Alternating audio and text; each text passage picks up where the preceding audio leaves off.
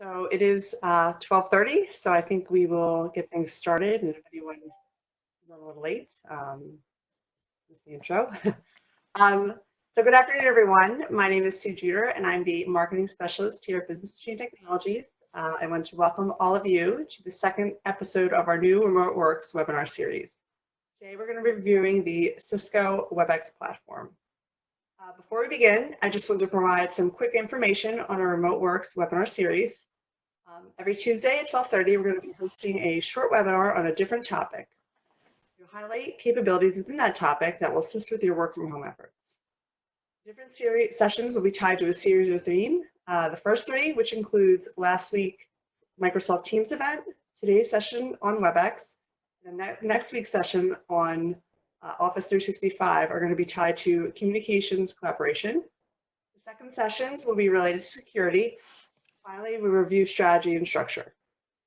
And beginning with this session, once you register for one webinar within a series, you will automatically be enrolled for those in the remainder of the series. So therefore, everyone who is on the call or registered for today's event will automatically be registered for next week's Office 365 event. So you don't have to do anything for next week. The best part, all of these events are free and they're all designed to assist with your work from home efforts. So we encourage you to sign up and attend as many as possible. Now, very quickly, before I turn the deck over to my colleague Stu, I just want to let you know, give you a quick heads up that today's session is going to be recorded and everyone who has registered for the event will receive a copy of the deck. So with that, we're going to start today's presentation, and I will turn the deck over to my colleague, Stu. All right, thank you, Sue. Today, we're going to focus on the WebEx Meetings app. Cisco WebEx Meetings runs on PCs, Macs, handhelds, and tablets. Here you can see it's available in the Apple Play Store, or the Apple Store and the Google Play Store. At BMT, we use it for video conferencing meetings with clients and for doing webinars like today. We use it for webinars for the extra features and controls it has over Teams, which we'll go over in a bit. Plus, we find it foolproof when compared to Teams, as Teams requires attendees to create a Microsoft account, and if they don't have one at the time of registration, they're kind of forced through that process. And we've gotten feedback that it's difficult for new people that aren't familiar with Teams already. So Cisco WebEx it is. Cisco WebEx is built from the ground up to be secure. Security is something Cisco has always had at the forefront of all their products. Everyone has probably heard of Zoom. It has more free features than any other platform and therefore a number of advocates. But as usage surged during the pandemic, security concerns have come to light.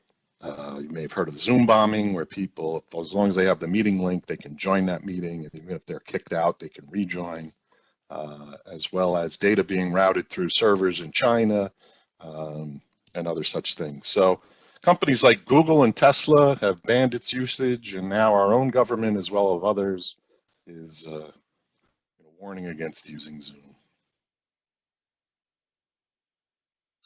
So let's take a look as we overview what Cisco WebEx Meetings is, at how we would schedule a meeting with a client. And scheduling a meeting can be done three ways. You can do it quickly through the desktop app and its integration with Outlook, where first you'll copy your personal room link, and here's the quick copy button here, and then click the schedule button. That will open an Outlook meeting invite or appointment. You would then paste your personal room link into the notes, and you can title it, you can invite attendees, set recurrence, you really do everything that you can normally do in an Outlook meeting or appointment invite, and send that along to your clients or your attendees. The second way is through the WebEx site. And so up here you can see we're logged into the webex.com site. I would click the schedule to schedule a new meeting. That brings this pop-up over here on the right, where I enter a meeting topic, I can set the date and time zone, recurrence, and then add the attendees here in an email list. Attendees will get an email with meeting links and the option to create a calendar item by opening and saving an attachment. And here's a preview of what that meeting looks or that email looks like to your clients or attendees.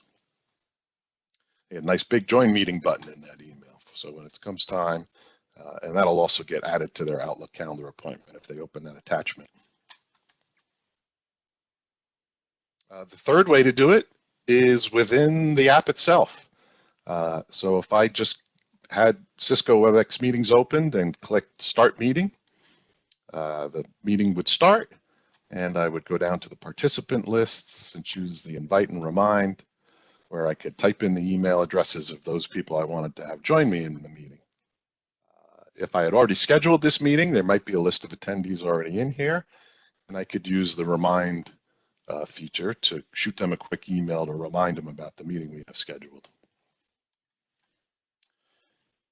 So now we've gone over the 3 ways you can invite someone to a meeting. Oh, and here's the email that they would get. Join me now in my personal room and join meeting. Now that we've gone over the 3 ways, let's talk about that personal room. Many of our clients that use WebEx for client meetings use the personal room almost exclusively.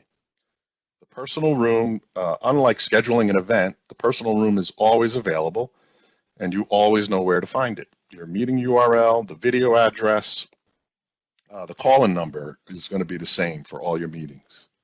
So you can quickly host personal meetings in your personal room without any prior setup. You simply share your link with someone and then open the app and click Start Meeting. So if you haven't started your personal meeting yet and people are trying to join, they'll wait in the lobby until you start the meeting. And if you lock your personal room, people will wait in the lobby until you admit them. You can set up your room to always be locked by setting the auto lock feature through the webex.com control panel to 0 minutes. I'll go over that setting a little bit later in the presentation. Since your personal room URL never changes, you can add it to your signature so your clients will always have it handy. So let's take a look at the personal room.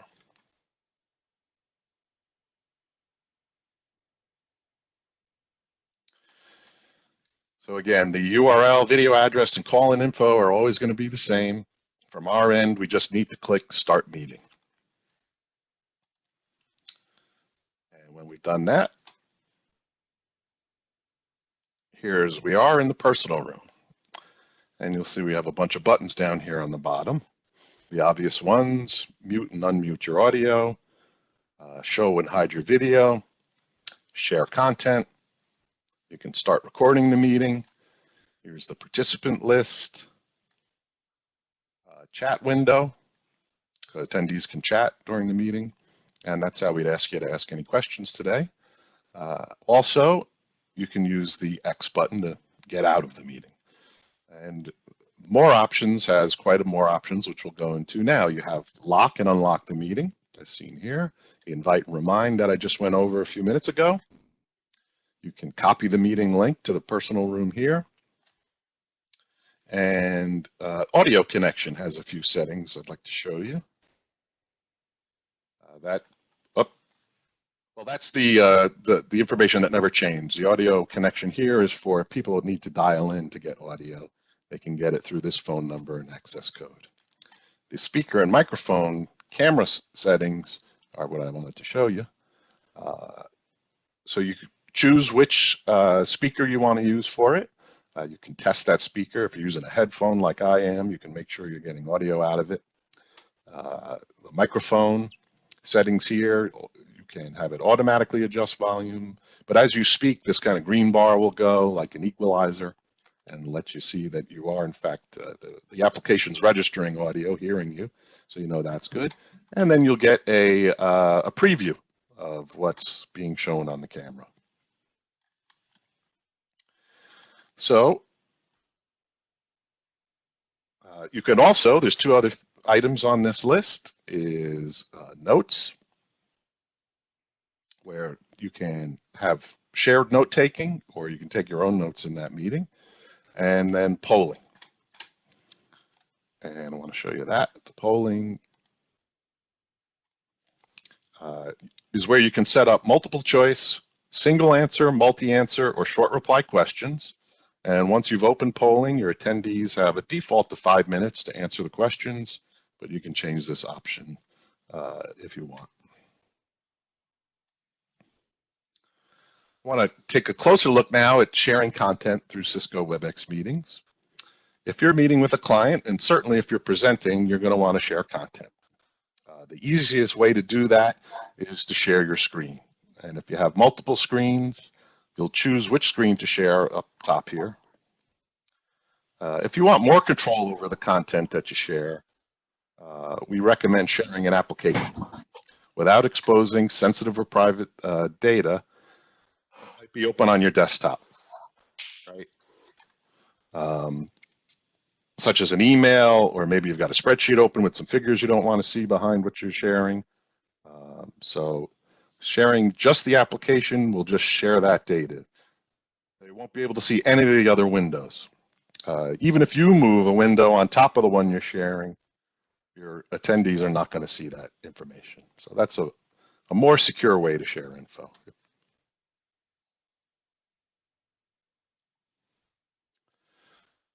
So now that we've looked at the features and functionality of WebEx meetings, why might you want to choose a paid plan over the free version, which has had some pretty significant upgrades done to it since the pandemic?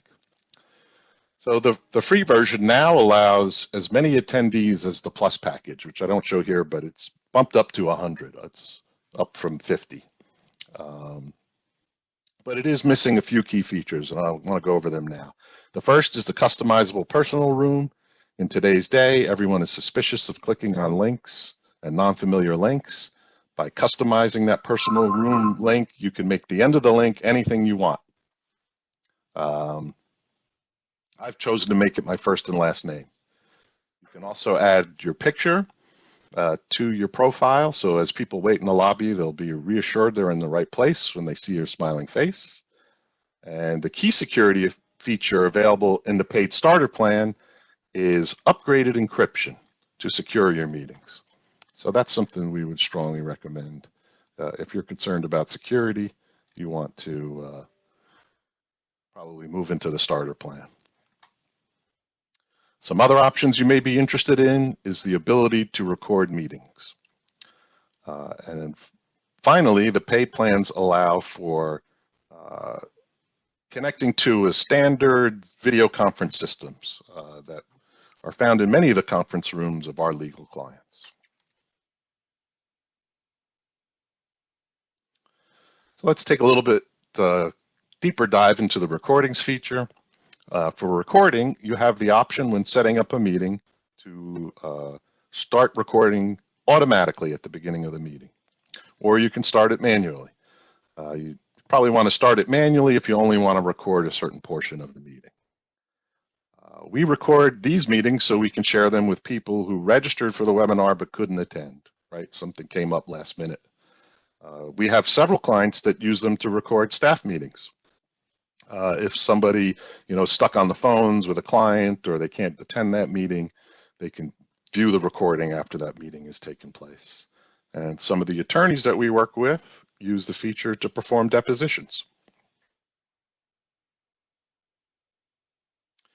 So for recording of the meetings, I want to point out that only the host or an alternate host can record the meeting. Your attendees can't start recording their own copy. So you have control of that. You have the option to record the meeting in the cloud or on your local computer. If you choose the cloud, you'll get a link in longest 24 hours. Usually it's about 2 hours or less that the recording is ready. But if you record it to your local computer, you'll have it available straight away. And then these recordings can be shared between either internal staff, or you can post it to YouTube and email out a link. So that can be helpful too. Here's a quick screenshot that shows previous recordings we've done. As you can see, that in the MP4 format, and again, that's the native format that YouTube is looking for. So that's a good option. And then you can set the recording view preferences to either a thumbnails view, where you'll see people have turned on their video along the top of the meeting, the active speaker view, which would put just one person up in the corner, and then a content only view if you don't want to have any of the video included in the recording of your meeting. Here's a screenshot of the recording we did of last week's webinar on Microsoft Teams. You can see we use the thumbnail view up top. And finally, to talk about the compatibility with video systems. If you have dedicated video conferencing equipment in your conference rooms, chances are WebEx is going to be compatible. So investing your time with WebEx now won't be a waste of time when you get back to the office.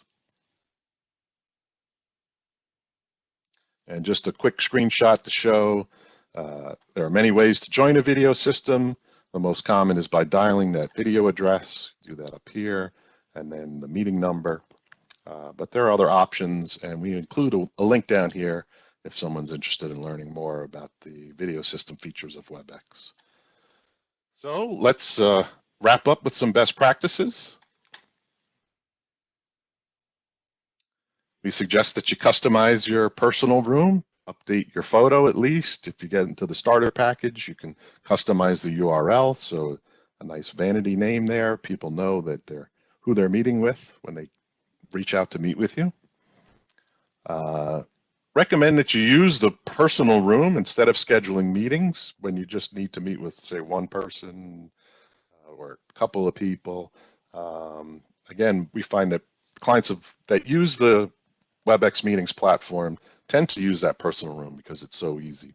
And therefore, add your link to the email signature that you use so people can find that easily whenever they want to meet with you. And finally, lock your personal room. You can set it to auto lock after a certain amount of minutes, and if you set it to 0, it'll always remain locked. And that'll give you key control over who comes and joins your meetings, so that you don't have unwanted attendee that might barge in. You can always kick them out. There is that option, but you would want to avoid that if at all possible. And finally, in context of today's environment of working from home, with Cisco WebEx, you'd want to consider removing any clutter or personal items in the background that might distract others. You want to face a window for natural light or use a lamp so that your team can clearly see you on the video. Use noise canceling headphones or a headset for the best audio experience. And if you're working from home, depending upon how much bandwidth you have, you may want to ask others to refrain from doing high bandwidth activities like streaming Netflix or Amazon Prime or something like that. So that about does it for the WebEx meetings here. Here's a preview of our next webinar, which I know Sue wanted to touch on. Please do. Yes, before we get to the Q&A session, I just wanted to give a quick reminder. Next week, same time, same place, we're going to be closing out our communication collaboration series.